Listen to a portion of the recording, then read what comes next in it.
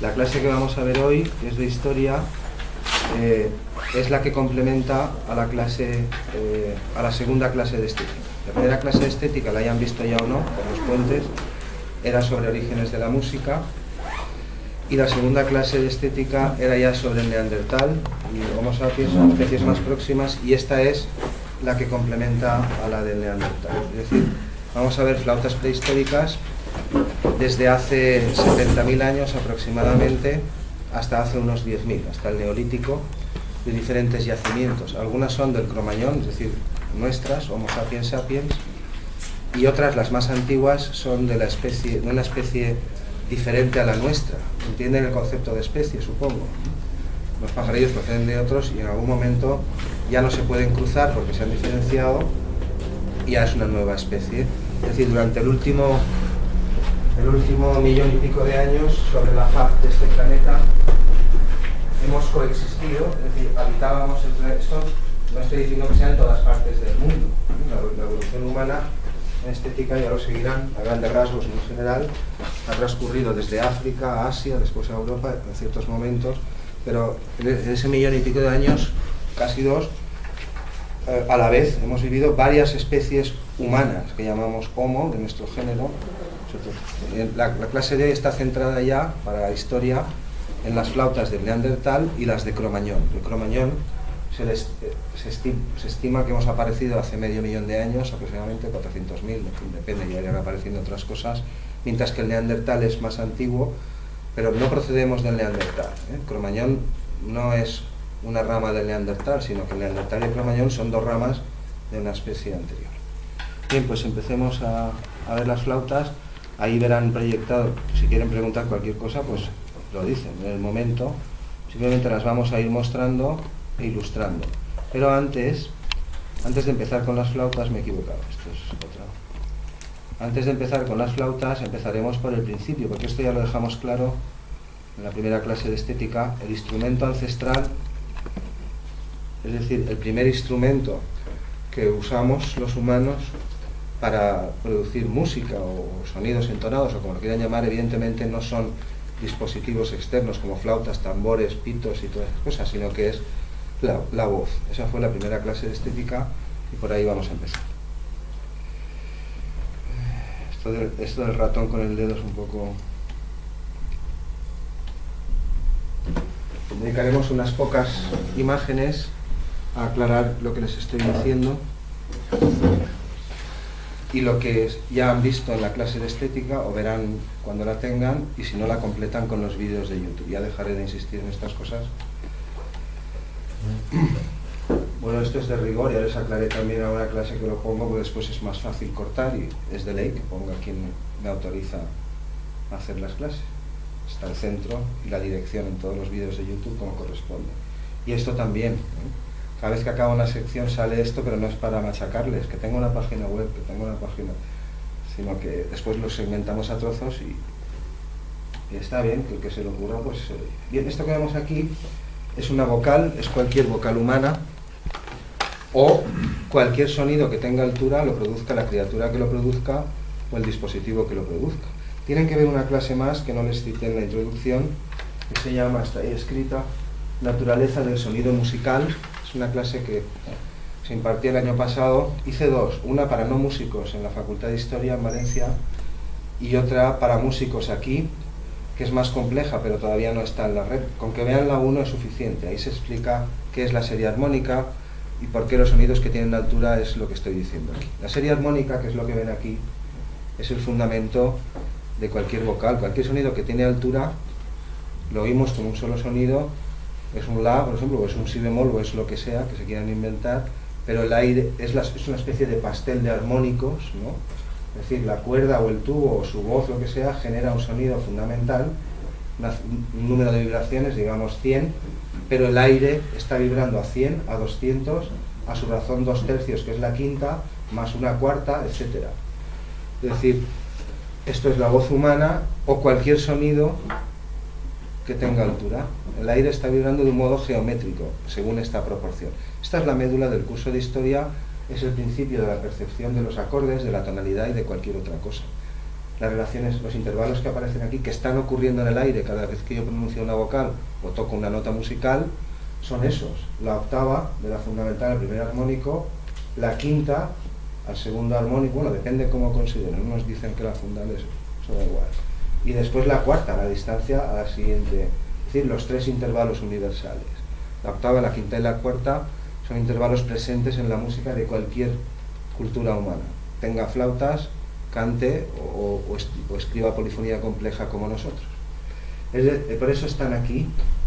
¿De qué es la voz humana y la antigüedad que tiene, los orígenes del lenguaje? Todo eso es de lo que se ha hablado en la primera clase de estética.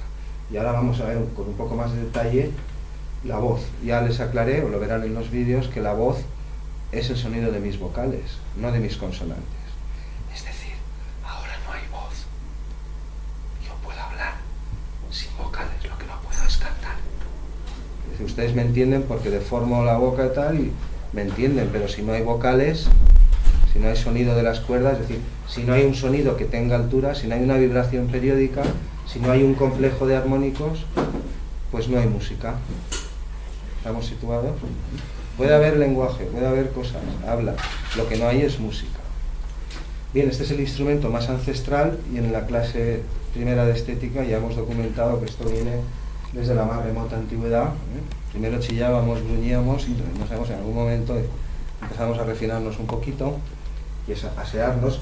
Quizá fue por ellas, quizá fue, esto es otro tema, no nos vamos a parar más. ¿Entienden lo que estoy diciendo, no? Este es el instrumento más antiguo, sin ninguna duda, pero con muchísima diferencia.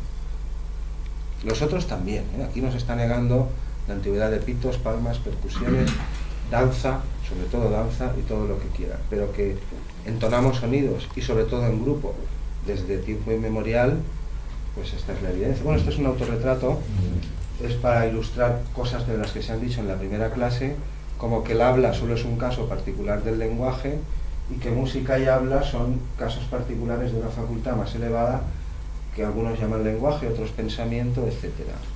Se acordarán del chiste, bueno, no es un chiste, es una anécdota real, quienes lo oyeran, aquello de Manuel, pero cuando empecé a dedicarme a estos temas hace 20 años, ¿qué tiene que ver la música con el cerebro? No me lo han oído el chiste, ¿eh? Lo conté en la introducción, puede que en todos los grupos no.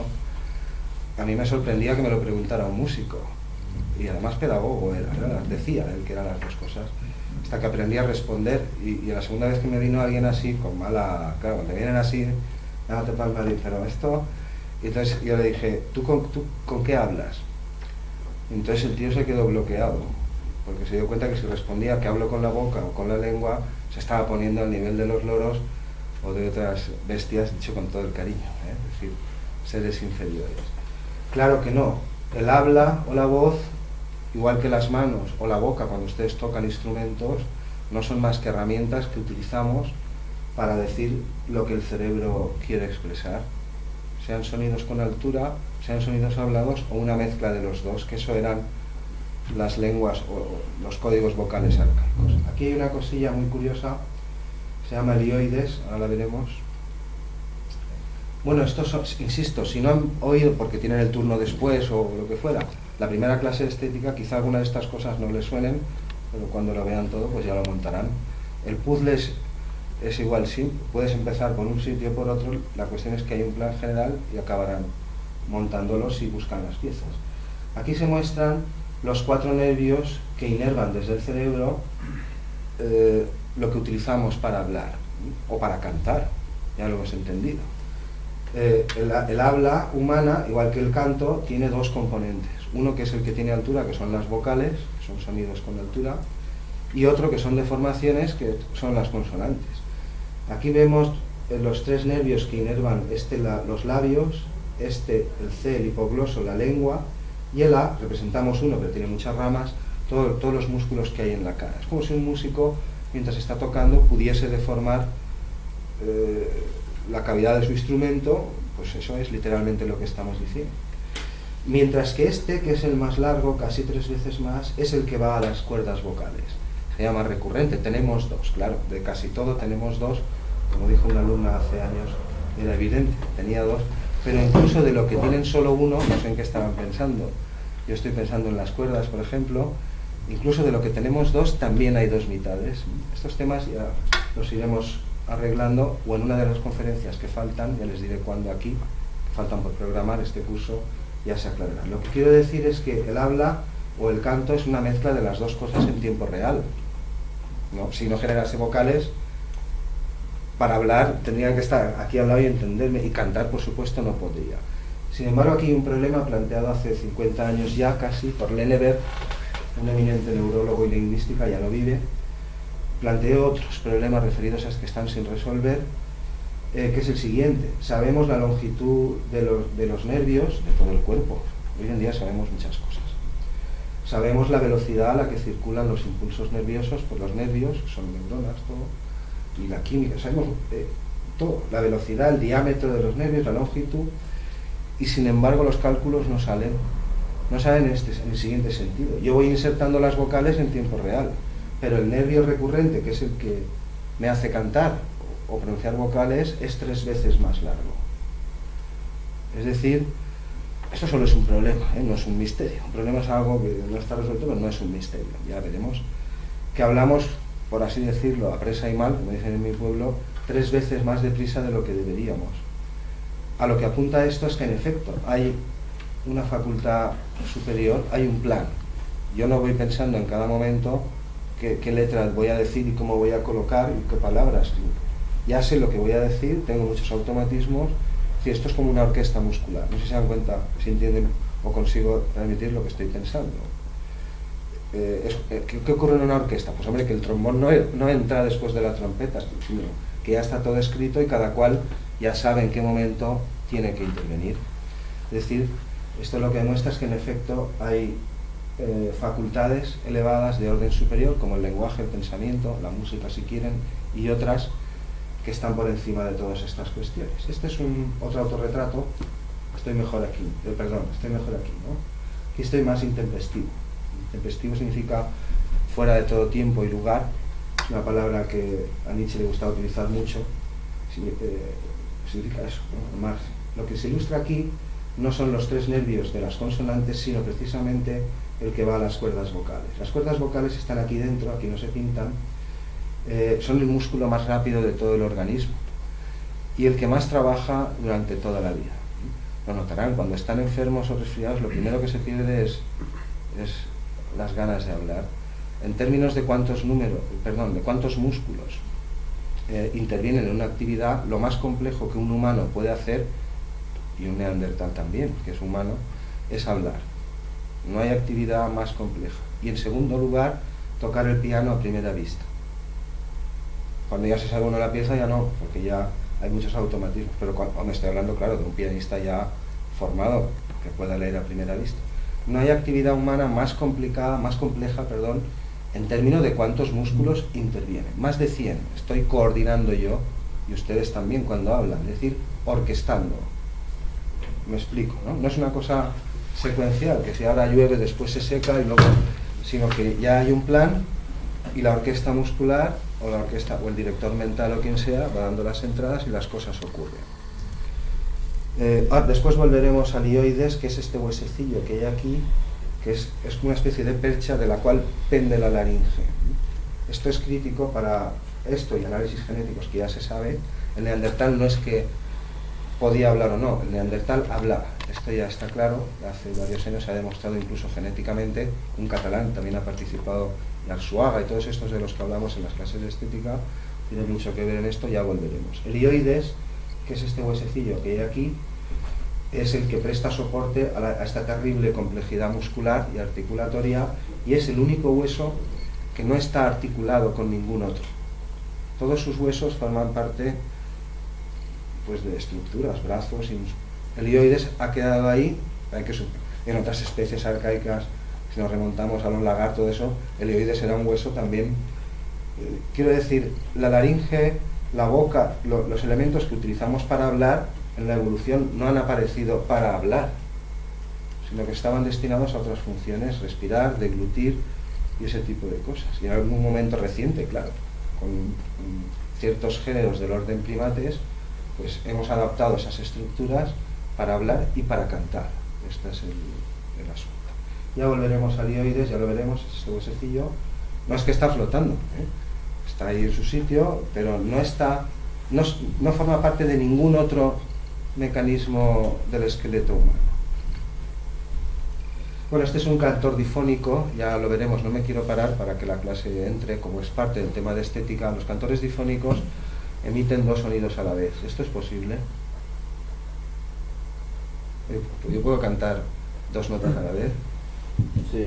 Sí, ¿por qué?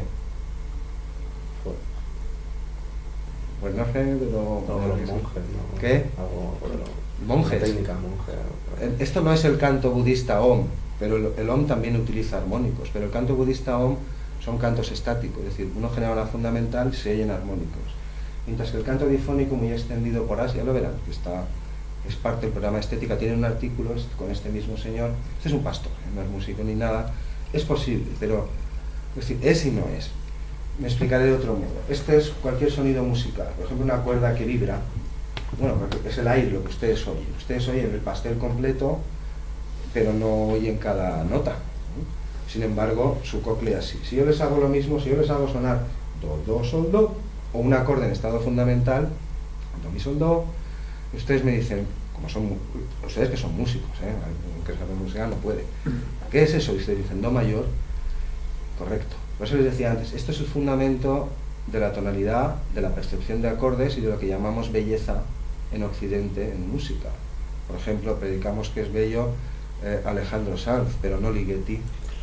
O sí, el siglo XX es otra cuestión, ya lo diremos bien. Y si les hago oír en vez de do, mi, sol, do, digo mi, sol, do, mi, ustedes me siguen, como músicos que son, dicen, sigue siendo do, Manuel, solo que menos do, un poco más débil. Y si les hago la segunda inversión, aunque después les prohibirán ahí duplicar la quinta, pues es otro enredo. Sol, do, mi, sol, sigue siendo do. Eso les digo, la percepción de acordes y la percepción de la tonalidad, porque eso es la tonalidad. La tonalidad no es algo que se predique de un sol o de un mi, o de un mi sostenido, de un fa o lo que sea. La tonalidad es la relación entre muchos sonidos en un discurso melódico o armónico.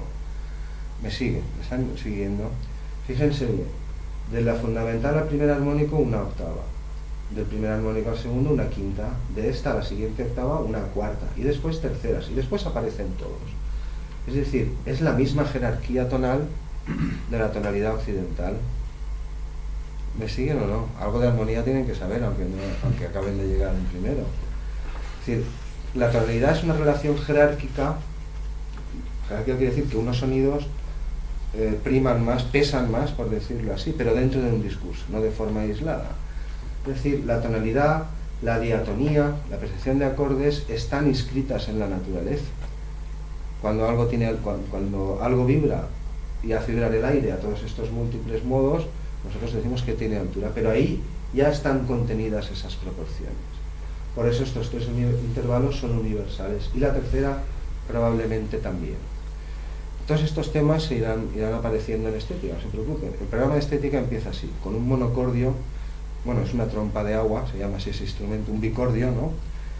Y acaba con la demostración de Schoenberg de que la escala diatónica no está ordenada ahí, pero también deriva directamente de esto. Es decir, cualquier sonido que tenga altura, es decir, lo que producían nuestro instrumento ancestral, hace vibrar el aire de un modo constante, y esa es la base de lo que llamamos música. Diatonía estamos produciendo desde hace 40.000 años, si no más. Ya oirán las flautas en un momento. Hoy seguramente solo nos dará tiempo a verlas, las flautas prehistóricas, y en la próxima clase les haré oír con trozos de YouTube y grabaciones que las hay, la música que se puede hacer con esas mismas flautas. Y yo no les digo nada de la del Neandertal, hay un poco sí, pero de otras de hace 30.000 años tocan, no digo notas, intervalos como los nuestros. Es decir, de octava a octava, 7 divisiones con semitonos. Que no estará perfectamente, eso es otra cuestión. Si yo no les digo nada, ustedes notan la diferencia entre que se toque con una flauta de las que van a ver hoy o con una flauta actual. Bueno, de la voz no sé qué más puede... sí, estábamos con los difónicos y ya lo dejo. Claro, el cantor difónico, como nada en este mundo, es imposible que una cuerda, la cuerda digo, vibre a 10 y también a 20 y también a 27, eso no es imposible. Es imposible que yo dé un salto y 2 y 3, todo a la vez. Todo a la vez no puedo. Tendré que hacer primero uno, me explico, ¿no? Si somos 3 sí, pero si soy uno no. Y con las cuerdas pasa lo mismo, y con las cuerdas vocales igual. La cuerda solo puede vibrar a 20, vamos a suponer, pero el aire está vibrando a frecuencias múltiples. Y el aire que contiene las cavidades bucales desde las cuerdas hasta que sale de sus labios, el cantor difónico también. Es decir, el aire que hay dentro está vibrando a la frecuencia que él canta, do o sol o lo que sea, pero también a sus múltiplos constantes. Esto es la serie armónica, no miren así que no pasa nada. No. Entonces, ¿qué hace el cantor difónico? El cantor difónico lo que hace es modificar la posición de su lengua, la forma, cualquiera lo puede aprender. Hay varios que estos años, yo no he dicho nada, pero ellos por su cuenta lo han aprendido. En Oriente es una cosa ancestral, hay festivales y certámenes y de todo, y en YouTube, si teclean voces difónicas, llegado el momento en el curso, ya les haré escuchar más cosas, o les diré dónde las pueden ver. Es decir, el cantor difónico no es que emite 2 sonidos a la vez, sino que emite una fundamental y modificando los articuladores, etc., deforma el instrumento, por decirlo así, refuerza uno de los armónicos y ese es el que flauta. Digo flauta porque con él construye la melodía. Es decir, si no hay un bordón, es lo mismo que el om, la cosa está, pero en el canto tibetano, budista, no se flauta la melodía, simplemente se hacen oír los armónicos. ¿Entienden el enredo, no? Es por ese motivo por el que yo, mi propia voz, me la escucho distinta a tú, No. por ejemplo. No. Si yo me escucho mi voz grabada, yo me la escucho distinta a como yo me la escucho. No, no es por eso. Es porque tú te escuchas también por vía ósea, mientras que a mí me escuchas solo por el oído. Por eso oyes el timbre grabado. Y en el teléfono no es por eso. En el teléfono es porque se suprime la fundamental. Hablen con cualquier ingeniero de telefónica, se lo prueba.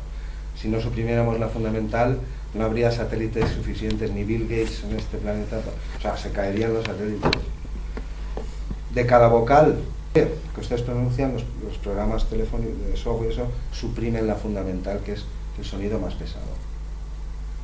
O sea, en tu caso, tu propia voz es porque lo oyes por el oído y también por el hueso. Y viaja antes por el hueso. Llega antes por el hueso, aquí. Y en el caso de la telefonía o de en las grabaciones, no. En las grabaciones es por algo parecido a cómo me estás oyendo a mí. Tú te oyes tu propia voz, además del oído, por el hueso. Y en la grabación te falta el hueso. Por eso te oyes diferente. En los teléfonos que dices, es mi madre, no está muy claro, pero ya cuando habla un poco, sí, es ella. Es porque en cada vocal falta la fundamental. Bien, pues dejamos ya los difónicos, ya veremos en qué consiste ese enredo y cuántas cosas hacen y cuántas no.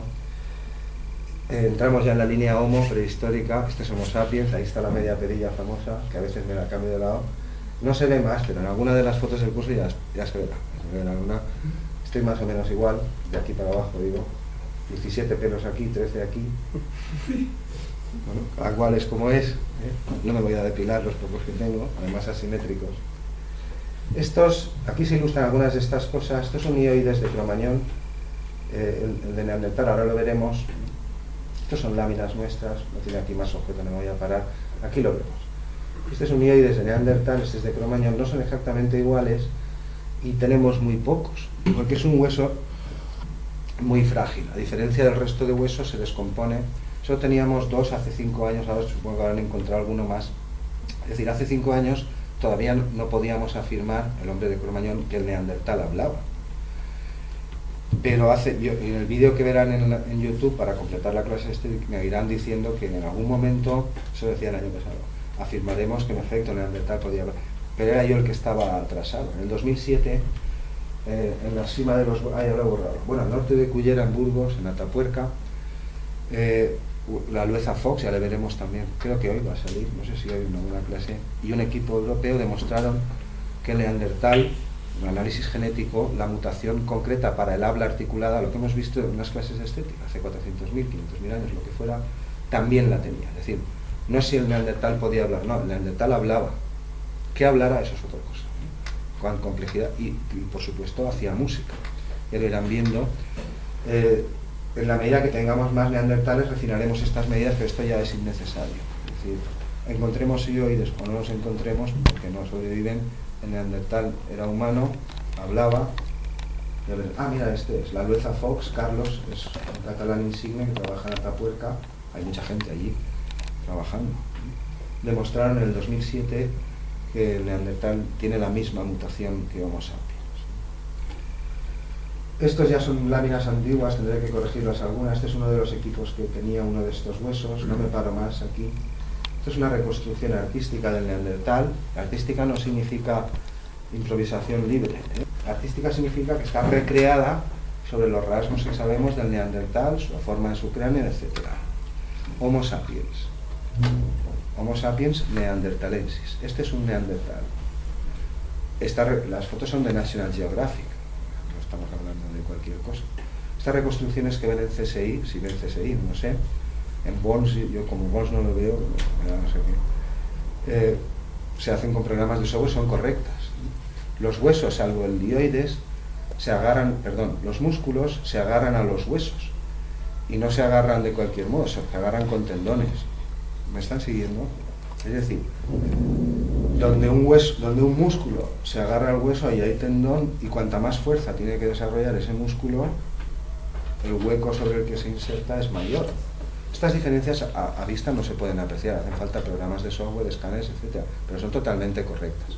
El rostro del faraón Tutankamen, a partir de su cráneo, y el de su mujer Nefertiti también han sido reconstruidos por National Geographic, que lo que ven en CSI es verdad. Es decir, a lo mejor no sale exactamente igual porque en esa época estaba más gordito o cualquier otra cosa, pero por la forma del cráneo de un humano se puede reconstruir de una forma muy aproximada, bastante fiable, el tamaño del músculo que soportaba esa hendidura del hueso. ¿Me siguen? Y lo que están viendo quizá no sea una foto exacta de este señor, pero es muy parecido. Si no era él, era su primo. Homo sapiens neanderthalensis. Se viste, caza, usa el fuego, por supuesto, construye herramientas, entierra a sus muertos, los cubre de polen, cuida a sus heridos, habla, construye flautas, música, y está aquí por lo menos 500.000 antes que Homo sapiens sapiens, que somos nosotros. Bueno, estaba, se extinguió hace 40.000 años, la primera flauta que veremos la talló el neandertal. No es la primera que talló, es la más antigua que hemos encontrado. Ahora iré aclarando esas cosas. Esta es una escena típica, esto sí que es un dibujo más antiguo. Aquí se ilustran pieles, fuego, caza, tiendas, construcciones, armas, todo. Lenguaje, por supuesto. Esta es la cueva de Sanidad. Allá, no recuerdo, no puedo situarla ahora exactamente, creo que está por Irán, por ahí. En esta cueva fue la primera vez que se encontraron esqueletos de Neandertal que deberían haber muerto a consecuencia de esas heridas, pero no. Supongo que saben lo que es el carbono 14, es un método de datación. Tú mides el carbono que queda en un hueso y si tiene menos de 40.000 años te dicen en qué momento murió. Es un método infalible. Hasta 40.000 años, si les dicen algo de un hueso o un trozo de piel o algo de piel es difícil, pero le dicen tiene 37.000, los tiene. O sea, en ese momento murió ese animal. Quiero decir, la primera vez que se documentó, porque el neandertal hasta hace 20 años nos lo pintaban como en los documentales, eso que hago chiste. Una bestia peluda, cazaba las hembras a garrotazos y poco más, las tres, que va, de eso no hay nada. En esta cueva se descubrieron varios esqueletos y algunos de los documentales actuales ya se ve. Hay un anciano que está cojo y se queda al cuidado del fuego, etc. Esqueletos que presentaban mutilaciones por las cuales debían haber muerto. Amputaciones de piernas, brazos, por una fiera o por lo que fuera. Y sin embargo, el análisis del carbono 14 demostraba que no, que habían muerto de viejos y no cuando fueron amputados. Es decir, que el neandertal cuidaba a sus heridos y enterraba y a partir de entonces, los últimos 25 años, el neandertal ha vuelto al lugar que le corresponde, que es un lugar, no voy a decir parejo, porque estamos en el siglo XXI, pero similar al nuestro. Esta es la cueva de Sanidad. Y esto es un cuadro, una representación artística bastante correcta, no de seres torpes ni nada, sino seres peligrosamente elegantes, mortales de necesidad, fibrosos. Ya ven la tableta, miren ahí, la tableta. Además, no me pregunten las medidas, porque no lo sé. Eran más bajos, más anchos, como han visto, con la frente más retirada, ciertos rasgos que los hacen diferentes de aspecto. Tenían un volumen cerebral superior al nuestro, lo cual no quiere decir más inteligencia, pero es verdad, tenían más. Digo, por si oyen cosas por ahí, hay una novela, que es una novela, que dice que eran telépatas. Yo de eso no sé nada. ¿Es una mano? No. ¿Estás No, no, aquí? no. Ah. Bueno, aquí los ven transportando a un herido o a un muerto y le van a dar sepultura. Bueno, dar sepultura supongo que entienden lo que significa. Ritos, creencias, más allá. Has dicho que Neandertal se extinguió hace 40.000 años. Pero el hombre cromañón lleva existiendo 400.000 años. Sí. Y no se supone que el Neandertal... No venimos del Neandertal. Durante 500.000 años o 400.000 hemos coexistido. Los cromañones por un lado, en tribus más numerosas, los neandertales en clanes familiares, era su modo de vida, más o menos. Pero hemos convivido los dos, pero no es que nosotros venimos del Neandertal. O sea que cuando se extingue uno empieza el otro, ¿no? ¿Sí? Las causas de la extinción del Neandertal todavía no se conocen. Y no hay ninguna prueba de que nosotros lo exterminásemos. Cuando aparezca ya nos enteraremos. Competir, competiríamos, seguro. Hombre, antes como yo que un Neandertal, es de cajón. Antes como yo y mi niño, que cualquiera de ustedes, por guapos o altos que sean o peligrosos, si yo puedo, yo comeré antes y viviré. Pero coexistimos, competimos, pero pruebas de que el cromañón, que es muy malo, que yo no digo que no, ni que sí, haya de eso de momento no hay nada. Hay novelas y cosas, y en internet se ve de todo y en la tele también.